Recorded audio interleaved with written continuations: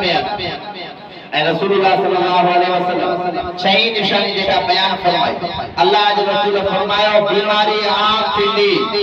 बीमारी छा थींदी बाबा ॾाढा गाला बीमारी आम आया ना कसम तो खुदा जो सच्ची ॿुधायो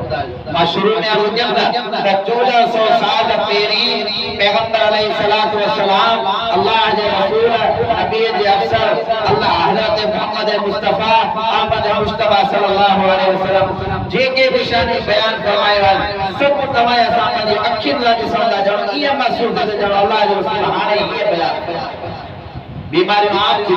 उन बीमारी आम थियण जे करे बहुत कसरत सां वाक़ई थींदी माण्हू घणा मरंदा अॼु तव्हां ॿुधायो अहिड़ियूं अजीब गरीब क़िस्म जी बीमारियूं जंहिंजो न करे असां नालो ॿुधो न असांखे हुनजी का ख़बर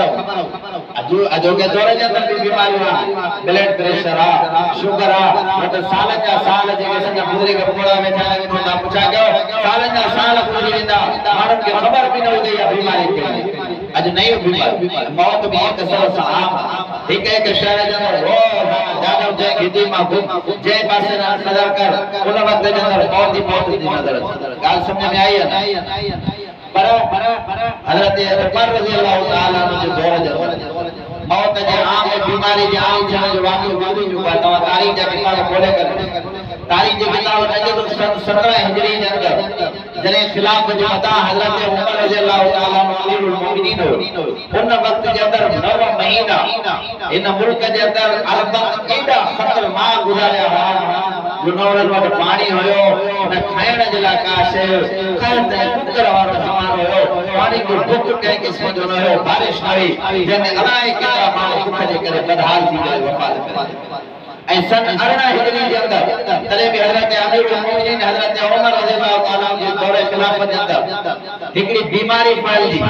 जेका फ़लस्तीन जे शहर अमवास खां शुरू थी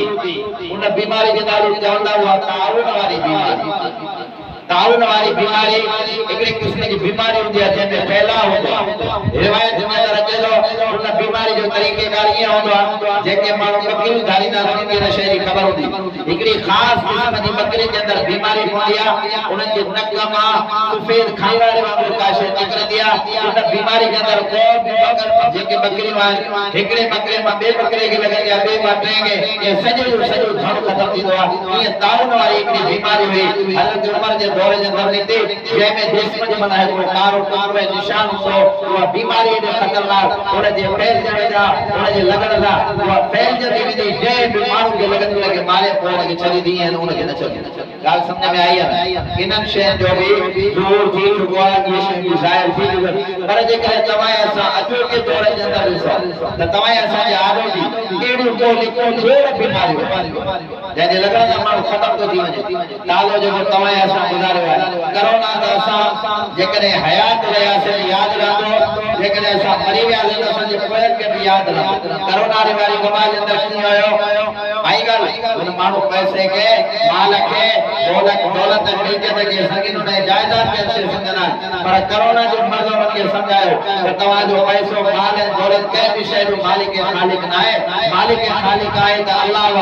धननि जा धन माण्हू जा खणी करे ईअं बग़ैर कुझु जे पर हयत वॾी ॻाल्हि इहा आहे त हर माण्हू जेकॾहिं पुटु आहे हुनखे करोना जी बीमारी लॻी आहे त पीउ पंहिंजे साहु खे बचाइण जे लाइ पंहिंजे पुट जे वेझो निकिरे जे माउ ऐं माण्हू खे बीमारी लॻल आहे त पुटु पंहिंजे साह खे बचाइण जे लाइ पंहिंजे पीउ ऐं माउ जे वेझो कंहिं बि क़िस्म जो वटि वञे हज़ारनि लखनि जी तादाद में दुनिया जे अंदरि माण्हू हुआ तव्हां असां ॾिठो आहे इहे निशानियूं बि पूरियूं थींदियूं